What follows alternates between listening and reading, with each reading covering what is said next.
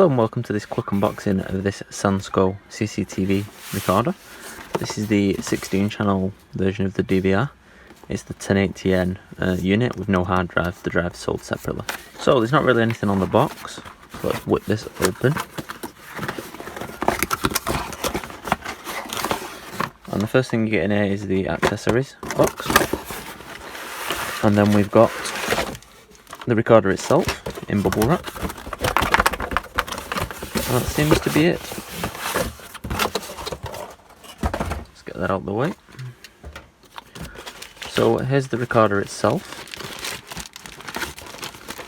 Let's have a quick look at this first. So there's the rear panel. You can see we've got all the analog BNC video inputs, 1 through 16. You've got a analog video out, an audio out.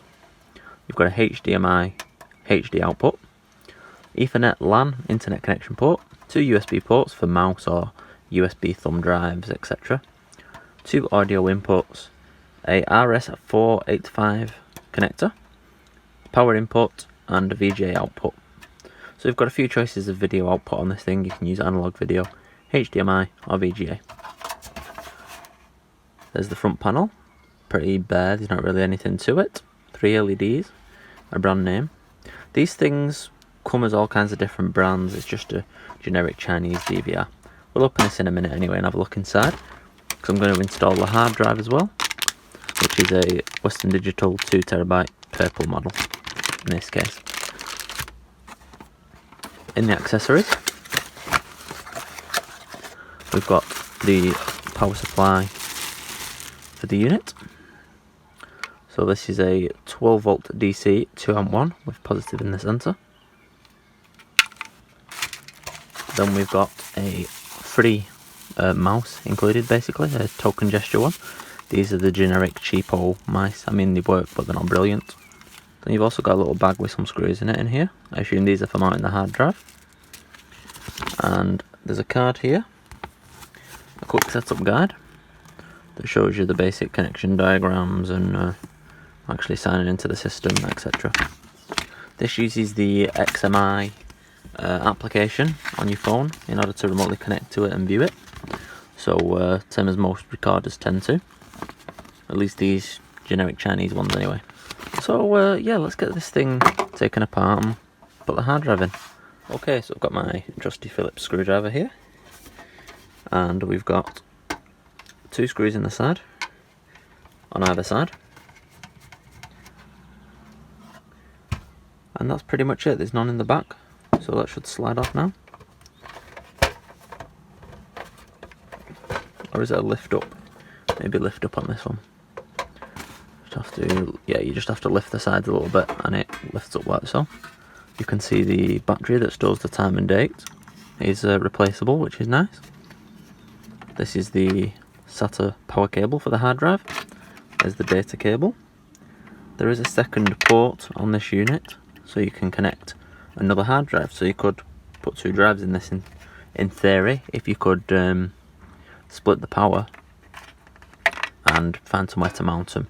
So this is probably a generic board from a bigger recorder as well, because it's not really practical in this case. So under here is where we're going to mount the hard drive. I'm just going to move these cables out of the way. Let's get the hard drive unpackaged.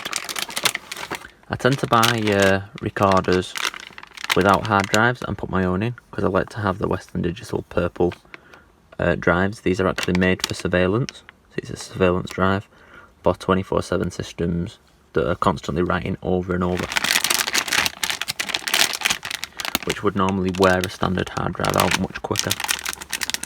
You're going to want to put the hard drive in that way and marry up these 4 holes here to 4 of the holes on the bottom. So I'm going to sit it under this cable, test fit it into place with these. You're looking at these outside holes here.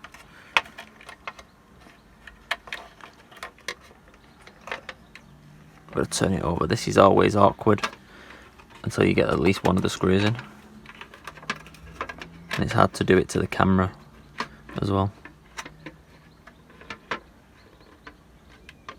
There we go, you can see the holes have lined up now just then. Perfect. So let's get one screw in first.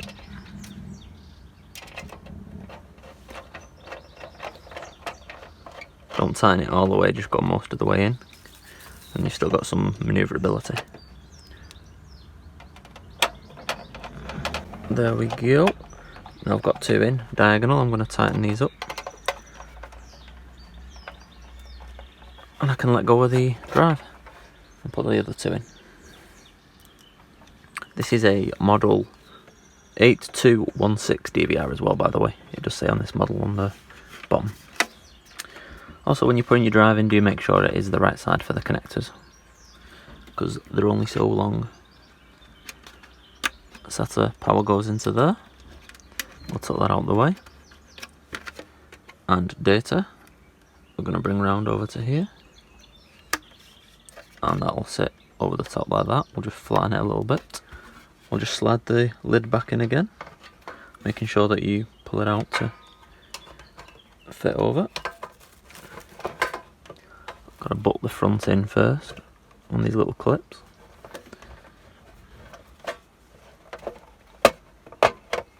There we go, and drop this down like so, and put the screws back in. So with the hard drive installed and the unit screwed back together, I'm going to plug this in, and I'll quickly run through the setup and formatting of the hard drive with you. Okay, so the hard drive's in, the unit's wired up, I've just plugged it in, and it's starting up now. You can just see the power lights come on there. And there we go, there's the welcome screen, the logo screen. I'll just turn that light off so you can see a bit better. And now we just wait for this thing to load up. So these recorders are pretty much the same. Most of the cheap Chinese DVRs use the same software and system, more or less. So you'll usually get a setup wizard that opens like this, and you can see here it's going to ask you to confirm auto format in the storage, so it's going to format the drive for you. Just click OK, and it'll generally set it up ready to record for you. I'll show you how to do it manually as well in case you don't get this message on your one. So there we go, format is finished. So we're going to run through this setup wizard first. I'm just going to go next. So it's going to ask you to log in. Admin, by default, is usually no password. There's an option to remember the password on this, which is interesting. I'm just going to click OK. Password is unsafe, yeah, so it prompts you to change it usually. Pick a password of your choosing, basically. Okay, so now the password is set. It's going to ask you for safety questions, apparently. Okay, so when you've done your security questions, the next thing that you'll see is this page here, where it asks you to set the time and date, and how you want it to be displayed. So year, month, day, I'm going to go with day, month, year, which is standard. Set the time zone to the one that's appropriate. So obviously we are in London here, so it'll be London time zone. Choose how you want the date to be separated. I generally leave it like that, and whether you want 12 or 24 hour time. English language. Now it's just check the internet connection, which is not present. That's fine, I'm not setting that up right now, so we'll skip that. Then you'll get a set of QR codes which you can scan. You want to download the app for Android or iPhone, and then on the app you can scan the serial number code, and that will add the recorder for you, and allow you to put your password in and remotely view it. It's quite easy to set up. Click next again, and that says we're finished. Then now right click anywhere and go to main menu, click on advanced, storage, and this is where you can format the storage manually. So you can see here your drive should show up in the capacity. What you do is you click the drive, click format storage, this operation will clear it, OK to continue, and it formats the drive manually for you. So that's if it doesn't automatically complete. So I hope you enjoyed this video. Thank you very much for watching. Any questions, leave them down in the comments section down below. If you found it helpful, please leave a like, and if you're interested in more future random technology videos like this one, get subscribed to my channel. Thanks for watching.